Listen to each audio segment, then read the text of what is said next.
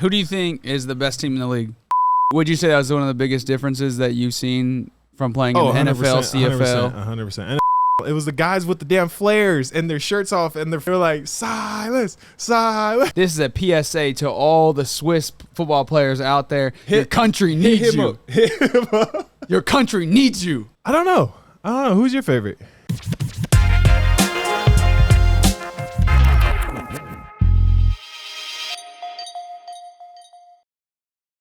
Can you tell what you're wearing on your calves, please? Because that's what I'm thinking about.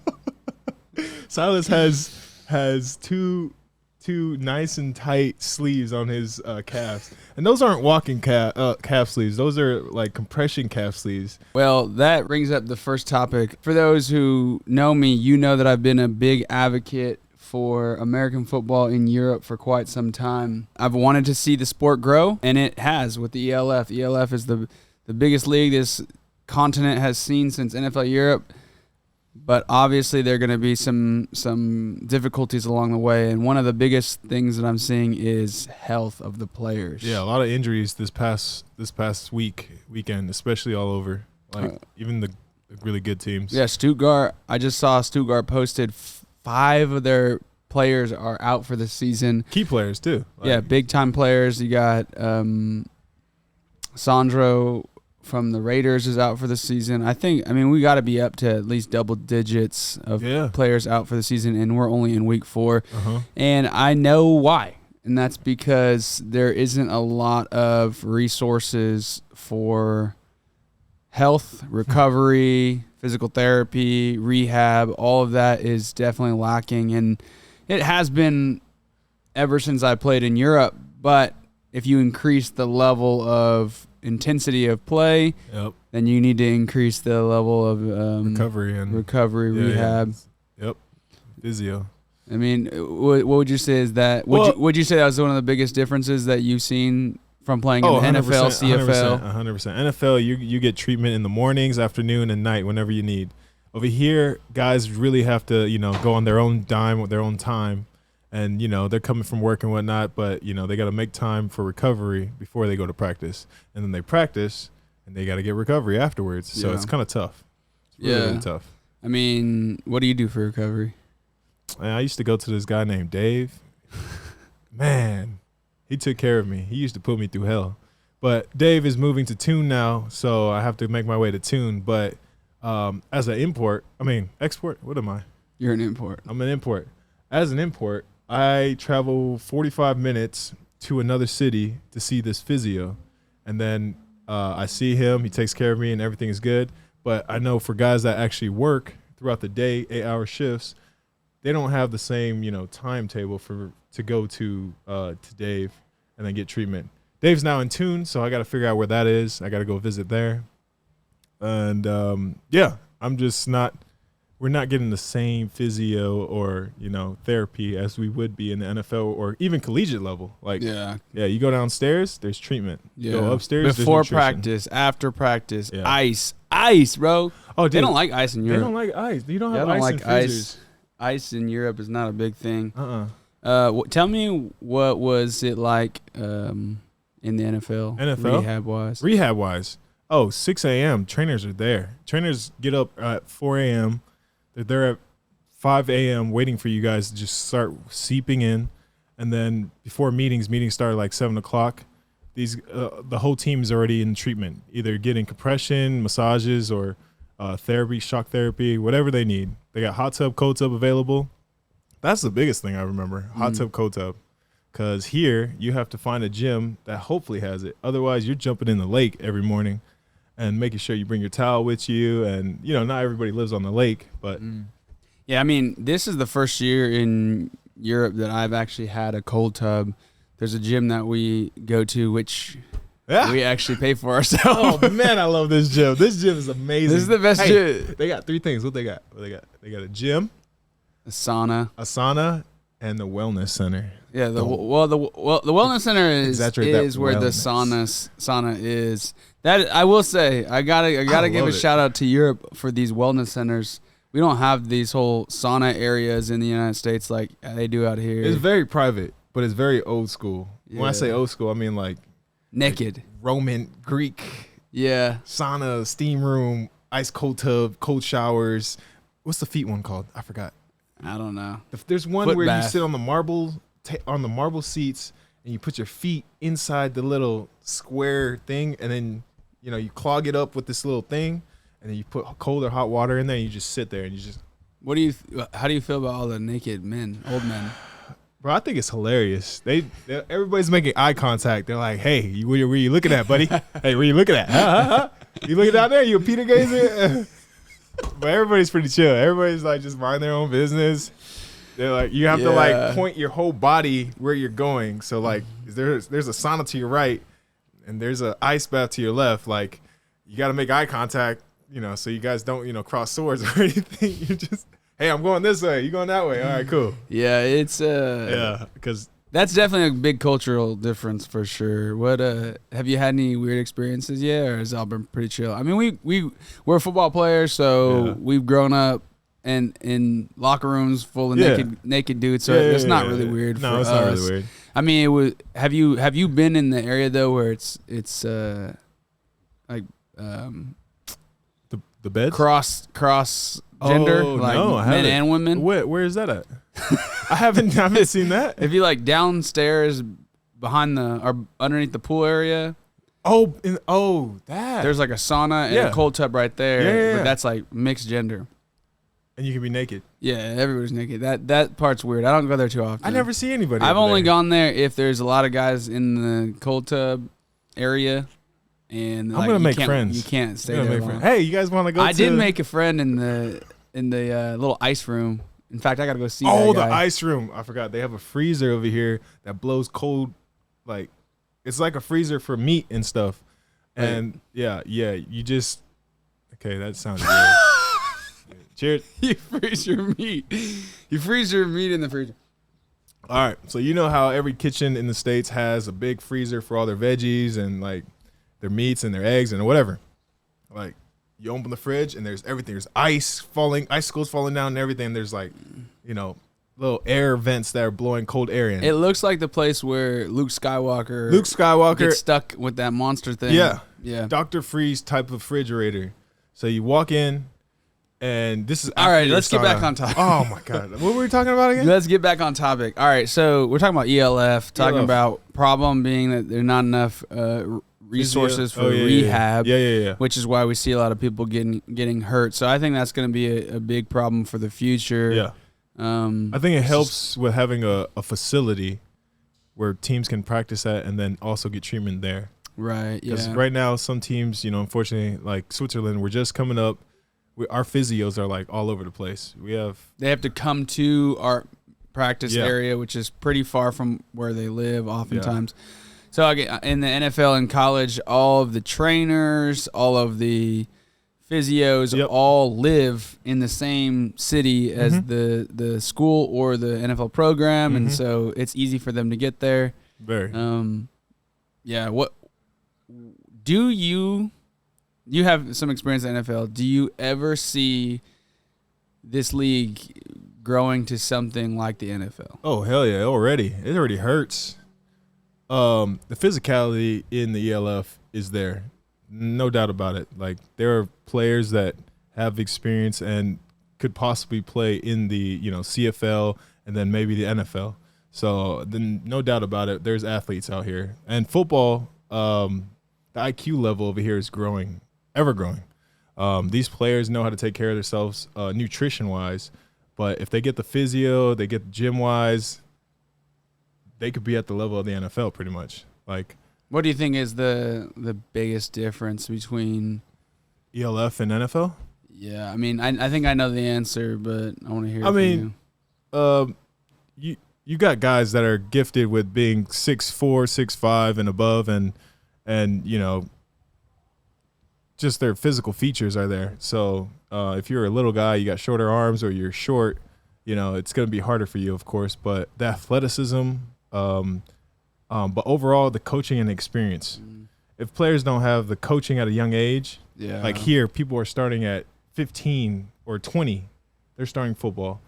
That experience is like dramatic because players in California, they're getting experience from the age of 8, maybe like 5. You know, they got 7-on-7 tournaments. They have Pop Warner, and then they have high schools that actually have football teams. Switzerland, they don't have football teams they don't even have sports in school. Sports are literally outside of school. You have to go to a club, and those aren't free clubs. Like, you have to pay for the clubs. So they do have Pop Warner, but it's not as invested in as America is. Yeah. So you want the experience there. I would say for me, the first thing I think about is money. Oh yeah. There's not the biggest difference is you need the money to pay the coaches to come over here and coach, the experienced coaches and whatnot. Yeah, I get that. You need money for the facilities, you need money for the rehab, you need money for all of it, which is why we see such big gaps, I think, with teams. But you hit on the other biggest part, which is experience. There's just when did you start playing football? When did I start catching a football, throwing it in the backyard? Was when I was 4 years old. Yeah, see? So these guys don't start catching footballs or throwing footballs until they're after middle school. That's why even now I'll when our guys drop a ball, right? Yeah. Obviously it's frustrating because it's you're supposed to catch the ball. That's your job, right? Yeah. You touch it, you grab it. Yeah. But I also have a lot of grace for these players because I have probably literally caught tens of thousands of footballs in my life. You've also dropped. I've also dropped it, but just overall number. Yeah. Tens of thousands since I was a kid. That comes with the experience. That's what you do on the playground. You throw the football around at 5, 6, 7 years old. That's recess, that's lunch, and then that's 365 days. All that good stuff. So these guys, even though they're practicing, they could go extra before practice and stuff, but over the course of 25 years, I've been catching footballs. For these guys, oftentimes it's 5 years. And it's still, so it's it's a different muscle. It's a different part of the brain telling them hey, this is where you need to catch it. Put your hands in front of you. Don't put it right here. All that stuff. So I think experience-wise, in order for the ELF to ever become something bigger and long-term sustainable, you got to get these players started younger. Yeah, started younger. You got to have coaches out here, and just passing on that knowledge. It's just what's your ethnic background? Ethnetic. Jeez, I can't. Hey, Panache, what are you doing to my tongue, bro? Lemonade. Ethnic. I'm Filipino. You're Filipino. Yeah. All right. What did you grow up doing? Did you go to church? Yeah. Did you grow up sticking around friends, family? Did you grow up around other boys or other girls? Yes. Okay, you were in a group. Wrestling, football. Okay, and then the sports came in. You guys would wrestle each other and everything, all that good stuff. And then the football came in. They got tossed around and whatnot. That's the experience I'm talking about. These guys over here don't get that experience. But coming from your culture and growing up, having that mentality, hey, I got to compete against my friends, got to compete against my brothers with this football. That's gonna help the ELF grow, and that's gonna help. If they can get into schools, if sports can get into schools, that's a whole different. That's a whole different ball game. It's almost an entirely. It's got to be a culture. Yeah, it's got to be a culture. So in America, it's a culture. Over here, not so much, but it's growing. It's slowly growing. It's definitely been a long journey, but clearly has come a long way from when it first got here a long time ago. So, how many teams started in the ELF when you got here? 9? I wasn't here when the ELF started. Oh. It started in 2020 when I was back in the States. So 2020, how many teams do you think? There's less than 10? I think there was 7 or 8. Yeah. And it's 2023, and now there's 17? Yeah. Don't quote me. Yeah, but something like that. 17, yeah. It's growing for sure. Yeah, it's slowly growing, but Switzerland, they're fighting. I got to give it to these guys. These guys don't have the same experience as you and I have, but they're ever growing. They have a listening ear. They always believe in the pre-games. It's just we're missing out on a little bit, just a little bit. Yeah, I feel like each game, as crazy as this sounds, because we've gotten blown out a couple times, we've been right there. I genuinely believe we could have won every game we've played. Every game? Yes. Yes. I genuinely believe that. I think one of the biggest differences here Oh, here's another huge difference. No. Stay on topic. Why do you think that we could have won all of our games, all 4 games? I think because each one. Let's talk about it. Barcelona. How did that go? Barcelona, we had a bunch of drop balls. Okay. Bunch. Okay. That's like we lose by, 10 points in that game? 12 points? Yeah, it wasn't bad. We scored 17. We didn't score at the end. We should have. So we if we score that last one, we only lose by like 6 points, I think. Yeah, it was close all the way around. But we dropped like literally five first downs conversions. Okay. Yeah. And then the next game. And the next one is the Raiders. How do we do in that? First half, talk about that. Yeah, we were good. I think down like 7-0. Tyrell just came off of blowing out somebody. I forgot who. It was like 7-6, maybe. Yeah, we were right there. Yeah. But offensively, just couldn't really get things going. Like one of the game changing plays. Like I can point to each game. Probably wouldn't have a play. One of a game changer was I ran. There's this one play where I was 1-on-1 with you talking 21. About Tyrell? Mm-hmm. Okay, I think I know what and I was like wide open, bro. I took off, but it was a smash route. Yep. So I should have broken out and looked over my right shoulder. Yeah. But because I beat him so fast off the ball, I just thought, oh, just throw it. Like, just throw it now. But Colin and I hadn't been playing long enough to know to just do that. Okay. So I should have run the right route. Yep. If I run that route right, yep. Maybe I catch the ball, maybe I score. Yeah, these are those, what ifs and all that good stuff. But that's one play that makes a big difference, right? But there are plays like that and then Munich, constantly had. Go back to Munich, okay, right? Munich. We don't convert on a bad play right before the half, and then they score that big touchdown right before the half. And then we were up 10-0. They took the advantage right there. Right, and then that second half fall apart. Same thing with Milan. We go to Milan, like we're doing really great. right there. We're doing great in the first half. I think that play where I cut the ball, I don't think he touched me. He didn't touch me. I'm pretty sure the defender even looked at it. He's like, yeah, I didn't touch you. But the ref, unfortunately, the ref makes the takes call. It back, right? So regardless, if we get down to the 2-yard line, then I think we run the ball in. Now the score is 9-7. Yep. Going into half, we get the ball back. Instead, it's 16-0, and then our spirits are crushed. And that's not. So that was one. The momentum shift is brutal. Yeah, in football. I was going to say, this is a big difference between football in the States and football here. Yeah. Football here, a lot of teams, and this is not just our team, guards. This is a lot of teams I've been on. Once there's like a big play or the guys get their heads down and they just quit. Yeah. That is a common thing for European teams. Yeah. Get behind a little bit and then just literally give up. It's tough. And that's a mindset thing that I don't really understand. It's like a domino effect. Like one guy starts, falling over, the rest start following. But I think that can be overdone with some big plays. And that takes the imports. That's on us. Like we have to make those big plays in those serious times when the morale is low. Yeah, we have to make a big play. But it's not the imports that win championships. No, 100%. It's the homegrown players. It's the team. The most important players are the homegrown players. Yes. I get that. Yep, 100%. So, but anyway, my point of that all that was to say that we've been in every game. We could have won every game that we've played. I genuinely believe that we could have won every game. I agree. And then that goes back to the injuries. Now Colin's down. Yeah, we have a new quarterback. He only has maybe a day in the playbook, and he has to figure it out. He did his job. Depth. He did, we don't have depth in Europe. No, 0 depth. What do we got? 46 roster. NFL has 53. We have 46. But you have how many on the practice squad in the NFL? 10.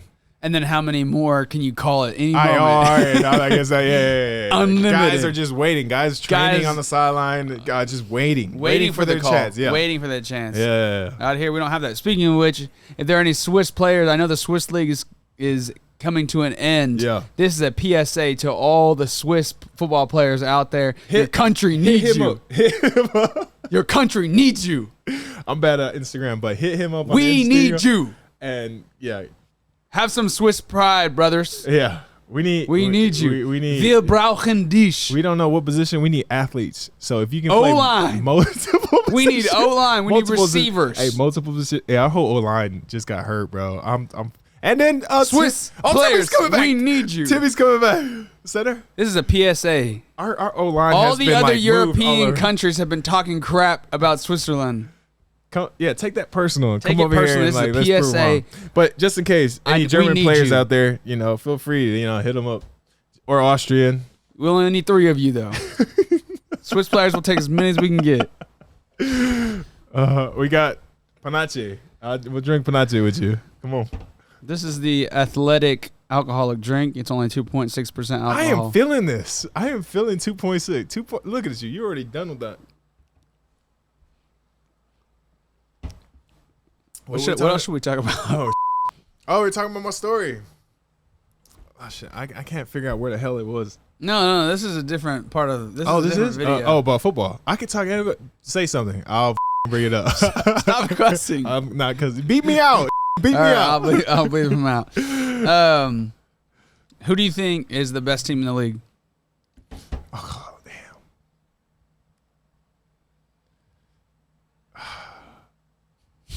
I haven't played Rain Fire yet, so I'm gonna play them first, and then I'll say something. Vienna. I haven't played them. I can't say yet, but we'll see. And then Tyrol. They took a big hit too, but I think they're still up there. So those are the top 3 that I keep looking at. I haven't played Stuttgart yet either. Stuttgart. Oh yeah, don't forget about Stuttgart. Stuttgart just beat Tyrol. They're the only 3 undefeated teams. Yeah. I watched film on Rain recently. They look really good. Their whole O-line looks like receivers. So let's see how they feel. And if you have receivers at line, they can run routes and block you. Oh my God. Yeah. I don't know. Who's your favorite? Who's my favorite team? The Guards. That's my favorite team. Okay. Who do I think is the most talented team in the league? I mean, I don't know Ryan Fire. I've heard all the hype about him. Is it Ryan or Rain? Ryan. I like saying Rain Fire. Rain Fire. Probably Ryan Fire. Probably the most talented. Yeah. I think Vienna is probably the most well coached. Yeah. I think Ryan Fire's got some good coaching. I think, but granted, I don't really know them. But Vienna has a lot more history. Yeah. That's the key. They have tons of experience playing together and stuff. So, I think that they kind of have the edge there. But, yeah. Yeah, Rain just gives me like that Stanford kind of vibe. They just stick to one thing that works, and it works. Like run the ball, they can run the ball. Pass the ball, they'll pass the ball. But they have strong, stout guys at the front, offense and defense, and then they just pick and choose what they want to work on that week. And yeah, it's been so. All right, what's been your favorite thing about playing football in Europe off the field? Off the field? Wait, what? Playing on the field, but off the field? No. Favorite thing about this experience, not including or not having to do with football. Oh, does the bus rides count? Really? That's your favorite thing? The bus rides? Bro, the bus rides are the best because everybody's complaining. It's 4 a.m. We're traveling at 5 a.m. We're not comfortable. We're sitting in the damn bus not stretched out or anything. Sometimes we got to share a seat. And guys are just like, oh, why are we doing this? But at the end of the day, it's like a real like camaraderie thing. Like you're bringing guys together and like complaining about the same thing. Okay, that's not my favorite thing, but that stuck out to me the most. Favorite thing. This last game at Milano, after the game we played, I thought I did pretty well. I was like, I'm going to go try a gelato. Italy's known for gelato. So I'm walking around, and all I see is Milano players and Milano staff members and Milano hats and Milano jerseys. And I asked them, hey, can you help me? I'm looking for a gelato spot. And they're like, yeah, it's right here. And literally 5 people couldn't wait to help me. And I have my guards stuff on, and they're like pointing me in the way to go to this beautiful place called Crema. And I get my gelato, and I'm just like walking back. Actually, I had to run back because the bus was leaving. But I'm running back, and they're all waving at me. Oh, you got it! Yeah, good job. And I'm just like, man, that's some good people, man. Yeah. There's some good people. And that was just Milano. Yeah, I'll definitely add to that. Every country that I've been to, pizza. They feed us after games. That's not. I wasn't gonna say that, but that's good too. Okay. My bad. I was gonna say every country I played for, the locals have always been so helpful. Yeah, they want me to experience their culture. Yeah. And even after the game, they invite me to things. After they kick our ass. Yeah. Yeah, a bunch of the players invited me to go out and have a drink with them after the game. You think if we won those games, they would have helped us out? I think so. Yeah, I think so. At least the Americans, they've always been really 100%. They're all good. Even the Paris guys when we scrimmaged them, like we had a nice little tussle with the linemen over there, the offensive linemen. Well, I did, and afterwards I stayed in Paris, and they couldn't wait to help me. Like I was asking them, hey, where's the Eiffel Tower? They were pointing me, hey, take this bus, take this train, take this bus, and it was really cool. So. Yeah. Oh, we tried that muffin. Don't forget that muffin. That muffin was the best. I don't know what kind of muffin it was, but it was good. That's probably my favorite thing. The people out here are amazing. You don't have really crazy Raider San Francisco fans who are like, you play for the other team, you suck. Your life sucks. It's like, hey, we had a good game. It's like rugby, you know? Hey, I poked your eye on that one play. I'm sorry. Let's have a beer. After the game, but during the game, hey, I'm gonna poke your other eye out. You know what I'm saying? So it's like rugby. You can have a beer with them, get drunk, and talk to them. I haven't gotten drunk with anybody. I don't really drink. This is my first beer I've ever had over here. Panache, lemonade. You play too much, bro. My body hurts. Yeah, that's my favorite thing. What's your favorite thing about ELF off the field? Favorite thing off the field, it is meeting the people and experiencing new cultures. You speak like 3 different languages. But you get to go to what's this damn app called? You get to go to all these different countries and see that's the thing you don't get in the States. Is that no, the States, everybody keeps to themselves. It's a hustle and bustle. Oh, by the way, it's called Translate. I love this app. Translate, that one. Yeah, it's got a globe. If you go to Europe, get this damn Translate app. It has a letter A on the top and then an emoji on the right. All right, that's all for today's ELF podcast featuring JR Tavai and Silas, linebacker for the Helvetic Guards. Oh, bro, Milano was yelling your name. Did you know that? Mm-mm. On the sideline, Milano, I don't know what they were speaking Italian, obviously, but they were yelling Silas. I was like, damn. Are you sure that was Milano, not the Guards fans? No, it was the guys with the damn flares and their shirts off and their flag. For real, they were like, Silas. Shout out to Milan. I was like, damn. Shout out to Milan. Shout out to my Italians. I did play there, and got some good people over there. Yeah. All right, that's all for this ELF podcast. Let us know what questions you have for us or what things we... Don't forget, we're recruiting. So anybody in Switzerland that knows how to play football or is 6'8" and above or 320 pounds and can run a 4.4, hit us up. All one of you, potentially.